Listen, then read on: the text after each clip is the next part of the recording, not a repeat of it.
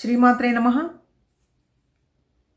సౌందర్యలహరిలో ఈరోజు 5వ శ్లోకంలో ఉండేటువంటి విషయాన్ని మనం తెలుసుకుందాము.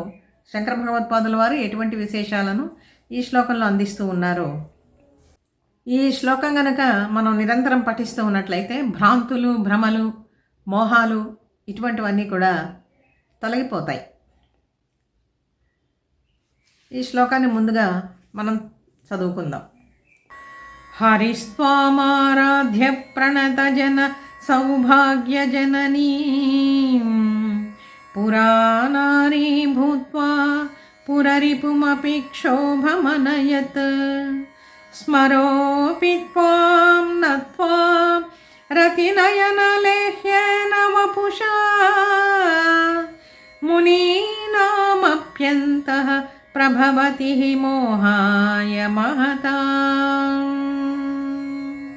ఈ శ్లోకంలో ఒక చమత్కారమైనటువంటి భావాన్ని మనకి చూపిస్తూ ఉన్నారు శంకరుడు.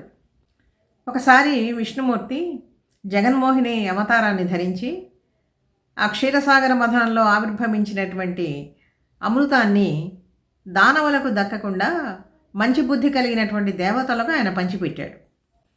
అప్పుడు శ్రీ మహావిష్ణువు కూడా నీ బీజాక్షరాన్ని జపించి నిన్ను జపించి మాత్రమే నీ యొక్క రూపాన్ని ఆయన తీసుకున్నాడు.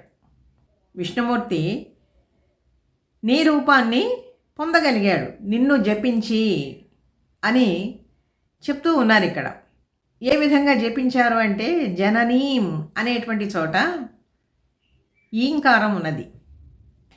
ఈం అనేటువంటిది తల్లి యొక్క బీజాక్షరం.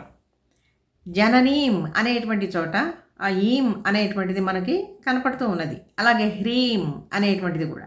హ్రీం అంటే హరిహి ఈం అన్న కూడా హ్రీం అవుతుంది. నిన్ను స్మరించి విష్ణుమూర్తి త్రిపురాసురులనే భస్మం చేసినటువంటి ఈశ్వరుణ్ణి సహితము నీ భర్తని సహితము కూడా మోహింపచేశాడు కదమ్మా అని ఒక చక్కని చమత్కార భావాన్ని ఇక్కడ చెప్తూ ఉన్నారు.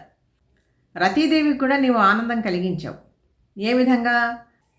నీకోసం పరమేశ్వరుడు తపస్సు చేస్తూ ఉన్నప్పుడు మీకిద్దరికీ కూడా వివాహం జరిపించాలి అనేటువంటి ఉద్దేశం చేత దేవకార్య నిర్వహణ కోసమని మన్మధుడు బయలుదేరాడు చిలుక వాహనం ఎక్కి. ఆయన్ని తన కంటి మంటతో భస్మం చేశాడు హరుడు. అటువంటప్పుడు రతీదేవి బాధపడి నిన్ను శరణు వేడింది. ఆమెకు మాత్రమే కనపడేటట్లుగా రతి నయన లేహ్యేన వపుషా, రతీదేవి యొక్క కళ్ళకు మాత్రమే కనపడేటట్లుగా ఆ రూపాన్ని ధరించి ఉండేటట్లుగా మన్మధుడిని అనుగ్రహించావు.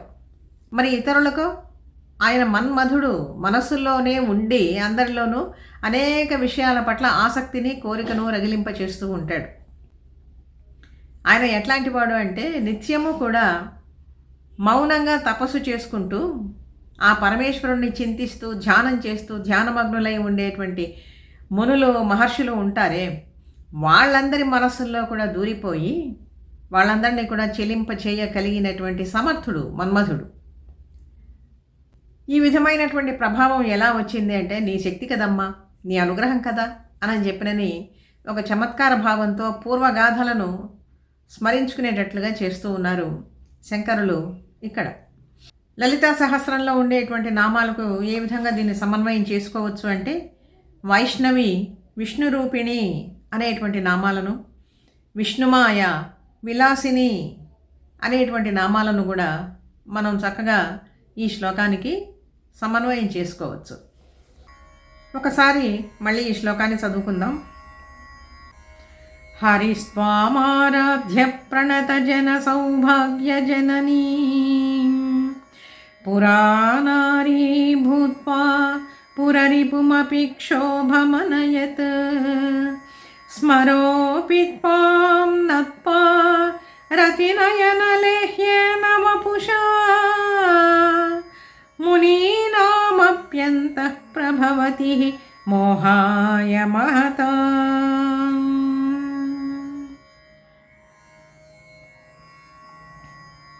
తర్వాతి భాగంలో మరొక శ్లోకంలో ఉండేటువంటి విశేషాలను తెలుసుకుందాం శ్రీమాత అనుగ్రహంతో.